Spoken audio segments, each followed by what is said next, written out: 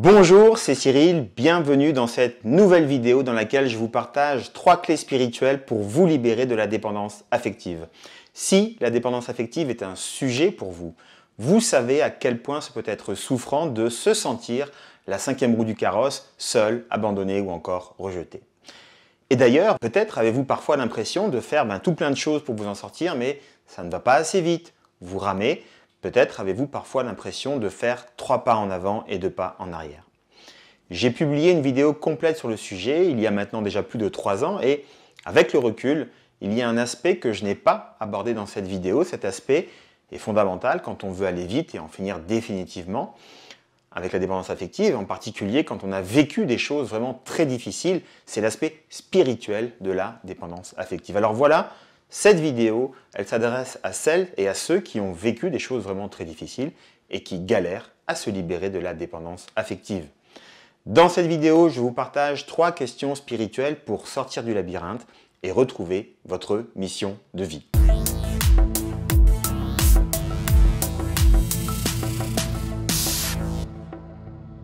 C'est possible de se libérer d'un passé douloureux qui pourrait nous faire croire que nous avons été abandonnés par tout le monde, y compris par l'univers lui-même. D'autres, avant vous, ont fait ce chemin et en ont témoigné abondamment. Je pense à ces survivants des camps de la mort qui n'ont eu cesse de prendre soin de la vie. Je pense à ces femmes et à ces hommes qui ont connu les atrocités de la guerre et qui ont recouvré leur joie de vivre. Je pense aussi à ces enfants maltraités et battus par des parents qui eux-mêmes l'avaient été avant eux et qui sont malgré tout devenus des parents aimants et joyeux. Et je pense aussi à ces femmes violées qui ont trouvé l'amour et qui ont su transmuter la souffrance en joie du corps. La littérature et l'histoire regorgent de témoignages authentiques de ces parcours résilients dans lesquels la compréhension spirituelle de l'histoire de vie agit comme un déclic. Alors, attention, je tiens à faire une mise au point claire. Un travail spirituel ne remplace jamais un travail émotionnel et un travail comportemental. Non. En fait, ils sont tous 3 complémentaires et absolument indispensables. Malheureusement, certaines personnes pensent éviter le vrai travail sur elles-mêmes en se réfugiant dans une spiritualité perchée et béate, complètement coupée d'un projet d'incarnation. Il faut se méfier de ce genre d'attitude. En réalité, c'est un évitement, c'est une fuite. Deuxième mise au point, la spiritualité, c'est une affaire personnelle. Et moi, je vous invite vraiment à vous méfier de tous ces gens, toutes ces personnes qui se prétendent élus ou intermédiaires désignés avec le divin. Vous n'avez besoin de personne ni d'aucune espèce d'initiation pour vous relier à votre nature spirituelle. C'est une affaire personnelle, point barre. Et si vous doutez encore de votre nature spirituelle, sachez que Albert Einstein lui-même, un des esprits scientifiques les plus brillants du siècle dernier, le père de la théorie de la relativité, a déclaré « Dieu est subtil, mais il n'est pas malveillant ». Alors voilà, dans cette vidéo, je vous propose de faire un pas de côté et d'éclairer un angle mort de votre histoire, l'angle mort de votre propre nature spirituelle. Cet éclairage décalé, je vous l'accorde, pourrait vous permettre de porter un regard différent sur votre histoire de vie et mettre en lumière une facette de votre être, peut-être jusqu'ici mise de côté. Et pour certains, répondre aux 3 questions que je vais vous partager leur permettra peut-être d'avancer sur la révélation de leur véritable mission d'incarnation. Cette vidéo parle donc de sens de la vie, des cycles d'incarnation et de mission de vie. Je vais simplement vous exposer une théorie et je vous laisserai juge de la cohérence de mes propos. Alors on y va, c'est parti. Pour démarrer, partons d'une hypothèse, partons du postulat que l'être humain est un être spirituel, évoluant dans des plans supérieurs et dont la quête de sens consiste à venir s'incarner sur Terre en prenant un corps. Ce corps est le véhicule terrestre qui est donné pour un temps limité à cet être spirituel afin de lui permettre de faire des expériences. Faire des expériences à travers l'exercice de sa mission d'incarnation sur Terre. Vous me suivez? C'est donc dans un corps, à travers l'exercice de sa mission de vie, que cet être spirituel va, au fur et à mesure, découvrir le sens, la beauté et toute la magie de la vie. Nous sommes donc tous des êtres spirituels qui venons faire des expériences en nous incarnant sur Terre. Ces expériences, nous avons parfois du mal à accepter de les vivre car elles peuvent être extrêmement douloureuses émotionnellement. Mais ces expériences, aussi difficiles soient-elles, cachent en réalité un cadeau, un enseignement des plus précieux qui, si nous l'acceptons, nous permet de grandir en amour et en sagesse. Voilà donc le but de ces expériences et le but de chacun de nos passages sur Terre, grandir en amour et en sagesse. Alors cette quête de sens, de sagesse et d'amour se poursuit à travers différents cycles d'incarnation, différents allers-retours comme ça entre les plans supérieurs et la vie terrestre, car une seule vie d'humain ne suffit pas à l'être spirituel que nous sommes pour atteindre le Graal de l'amour et de la sagesse ultime. L'être humain est donc une âme-personnalité venue prendre corps sur Terre le temps d'une vie d'humain avant de repartir pour un autre plan. Et c'est ce cycle qui constitue un cycle d'incarnation. Donc en ce moment-là, à l'heure où je vous parle et vous, à l'heure où vous regardez cette vidéo, eh bien, il y a pléthore d'âmes-personnalités qui planent au-dessus de nos têtes. Si vous doutez de l'existence de votre âme d'ailleurs, c'est peut-être que vous en êtes coupé. Alors avant d'aller plus loin, je vous propose de faire une première expérience. Première expérience simple pour vous relier à cette partie de vous qui se trouve dans un autre plan, votre âme. Mettez cette vidéo en pause et allez chercher une simple bougie blanche comme j'ai là. Allumez la bougie, concentrez votre attention sur la flamme et prenez tout votre temps pour ressentir la présence et apprécier la reliance à votre âme. Lorsque c'est fait, redémarrez la vidéo. Alors, allez-y, jouez le jeu, vous verrez, ça vaut le coup. Mettez en pause maintenant et allumez votre bougie.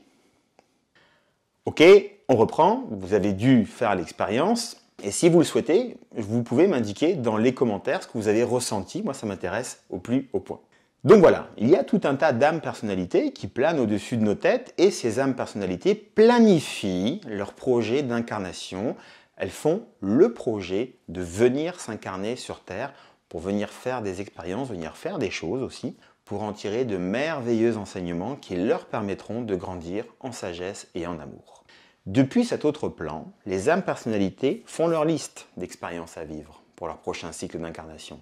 Parmi ces expériences, on trouve bien évidemment l'abondance, l'amour, le plaisir, mais également l'abandon, le viol, l'inceste, le rejet, l'humiliation, la pauvreté et tout un tas d'autres expériences humaines. Donc voilà, les âmes-personnalités listent comme ça tout ce qu'elles prévoient d'expérimenter ou de dépasser. Et 3 mois avant de venir s'incarner sur Terre, l'âme-personnalité qui prépare son cycle d'incarnation va alors choisir ses parents. Elle va choisir un couple d'humains sur Terre qui fait le projet conscient ou inconscient de faire un enfant. C'est ce qui se nomme la conception cosmique. Cette conception cosmique a lieu 3 mois avant la conception physique. Donc, au vu de ces informations, la première question à laquelle répondre, c'est la suivante. Pour quelle bonne raison avez-vous choisi vos parents? Et si vous avez le sentiment d'avoir été maltraité par vos parents, la seconde question à laquelle répondre, c'est la suivante. Qu'est-ce que vous êtes venu vérifier sur Terre en choisissant ces parents? Qu'est-ce que vous êtes venu vérifier en choisissant ces parents? Inutile de chercher dans votre tête, le mental va encore vous balader. En revanche, votre corps, celui qui vous a été donné, votre véhicule terrestre, lui, il ne triche jamais, vous pouvez lui faire confiance. Interrogez votre corps, il a la réponse à ces 2 questions. Si vous avez le sentiment d'être coupé de votre corps, je vous mets une séance de reconnexion au corps dans la description sous la vidéo. Vous pourrez la télécharger gratuitement, l'écouter, vous reconnecter au corps et après, ensuite, vous poserez les questions et vous verrez les réponses que vous obtenez. Alors allez, on avance. En choisissant ce couple de parents, l'âme-personnalité choisit donc 2 familles.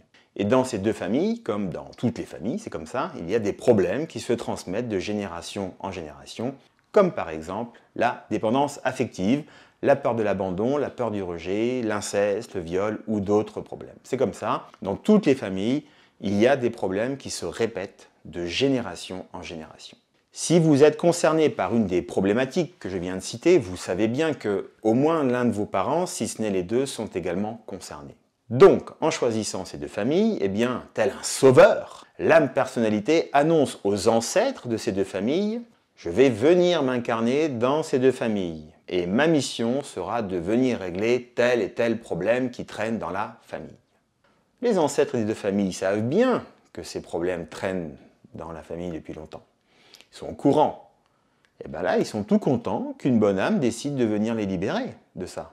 Alors ils prennent bonne note et répondent « Ok, tu veux venir dans notre famille t'occuper de ceci et cela que nous traînons depuis des générations? Super, viens, welcome, tu es le bienvenu. » Voilà, ça c'est la conception cosmique.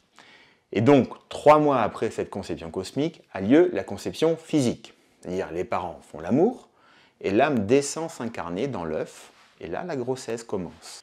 Il peut parfois arriver que face à la réalité de la vie de ce couple, eh bien l'âme personnalité se dise en fait ce qui se passe là c'est un peu la merde, moi j'ai pas signé pour ça, en fait ce programme ne me convient pas et je préfère m'en aller. On appelle ça une fausse couche. Il peut aussi parfois arriver qu'une âme à qui il manque il manque quelques jours sur Terre pour terminer un cycle d'incarnation, choisissent volontairement des parents dont elle sait pertinemment qu'ils ont choisi d'avorter. En choisissant de tels parents, l'âme personnalité termine ses jours manquants et repart dans l'autre plan. Mais bon, la plupart du temps, l'âme reste dans l'œuf qui devient un embryon, puis un fœtus, jusqu'au moment où arrive la naissance de bébé. À sa naissance, bébé n'est pas vraiment accueilli par ses parents comme un être spirituel venant exercer une mission, car il manque aux parents la conscience de ce processus d'incarnation dont nous discutons depuis quelques minutes. Donc à sa naissance, l'être humain n'a pas de mental. Bébé a un savoir inné, il vit dans le moment présent, il est au contact de ses émotions et il ne désire qu'une seule chose, être aimé.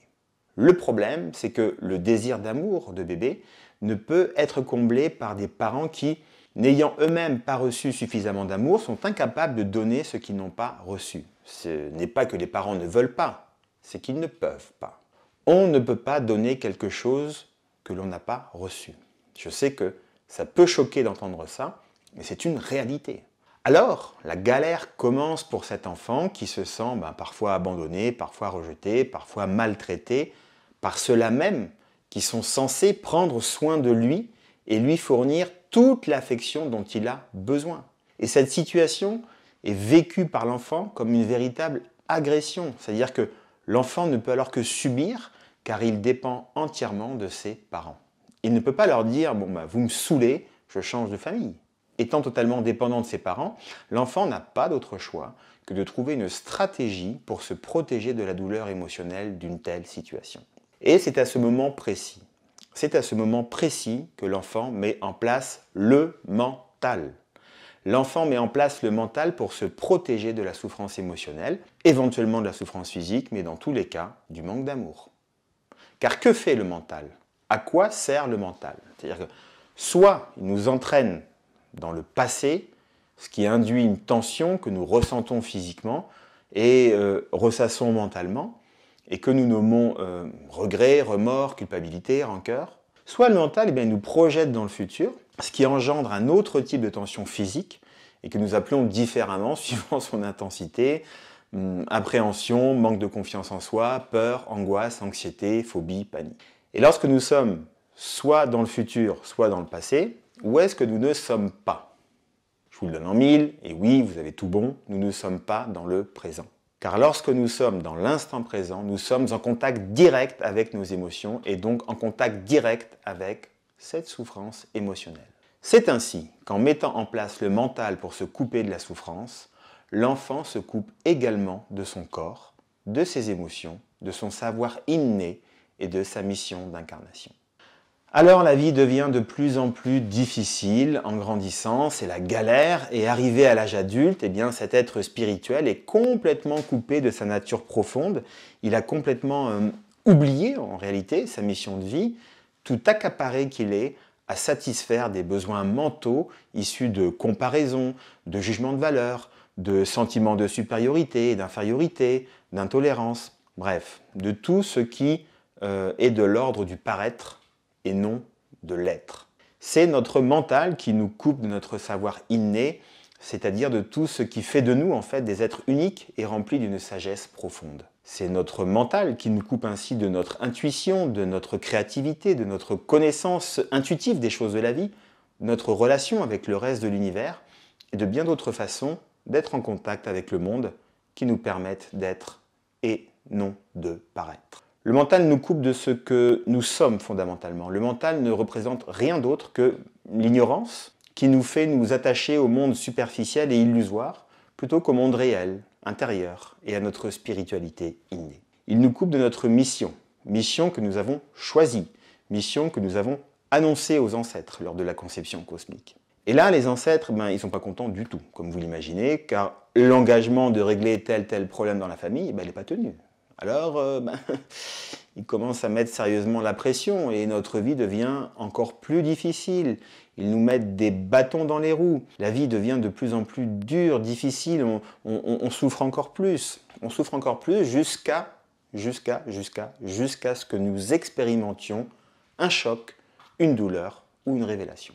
Un choc, une douleur ou une révélation, ce sont les 3 types de déclencheurs qui vont nous engager à faire ce qu'il faut pour nous débarrasser du mental et enfin reconnecter à nos émotions et donc reconnecter à notre mission, à notre savoir inné et sortir du labyrinthe pour retrouver notre chemin de vie. Il y a 3 sortes de préoccupations qui, lorsqu'elles ne sont pas reconnues, conduisent un être en chemin à sa perdition. Nous avons besoin de nous sentir utiles. Nous avons besoin de nous sentir reliés à quelque chose d'autre et nous avons une conscience par laquelle nous cherchons à nous réaliser. Chacune de ces préoccupations prennent sens si nous acceptons la mission pour laquelle nous sommes faits. Et lorsque nous raccrochons les wagons, eh bien, les ancêtres, là pour le coup, ils sont à nouveau tout contents comme tout, et toute l'énergie qu'ils ont mis pour nous mettre la pression, nous faire suer toutes ces années, eh bien, ils la mettent à notre disposition pour que nous réussissions les choses. Nous sommes alors aidés, les choses deviennent faciles, fluides. C'est là que les portes s'ouvrent, que la chance se glisse sur notre chemin, que les synchronicités s'enchaînent comme par enchantement, que les bonnes rencontres se présentent sous couvert d'un hasard qui tombe à pic, que la vie devient juste magnifique et magique. Nous ne pouvons alors que constater à quel point nous sommes soutenus, nous ne pouvons que constater à quel point nous sommes aidés en réalité, à quel point nous sommes aimés par quelque chose de plus grand que nous. Nous ne pouvons que constater à quel point nous sommes entourés d'amour. Et lorsque ce moment arrive, lorsque nous reconnectons avec notre nature profonde, spirituelle, il n'est alors plus jamais possible de se sentir ni abandonné, ni rejeté, ni humilié, ou ni je ne sais quoi d'autre.